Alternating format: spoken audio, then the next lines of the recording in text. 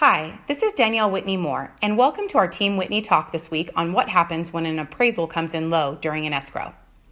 When a buyer is obtaining financing on a property, an appraisal is normally required by their lender to determine the value of the property. The buyer's lender wants to make sure the buyer is not overpaying for the property they have a large financial interest in as a lender. If you are a seller, it is important to hire a real estate team who is familiar with your neighborhood and real estate values in the area.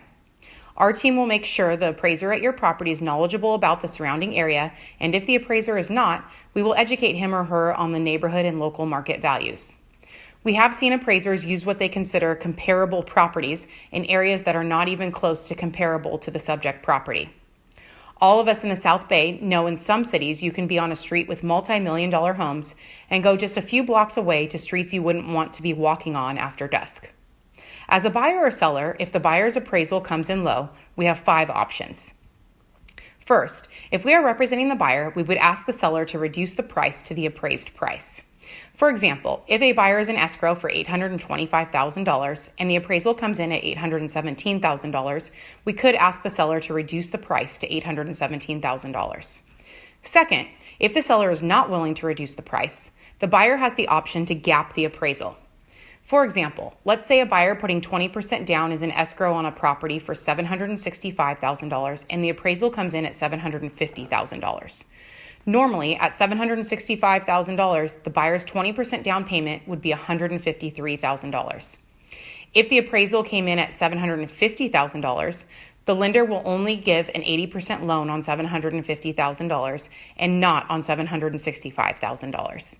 Therefore, the buyer's down payment would be 20% of $750,000, which is $150,000, plus an extra $15,000 in cash to gap the difference between $750,000 and $765,000, making the buyer's total down payment $165,000.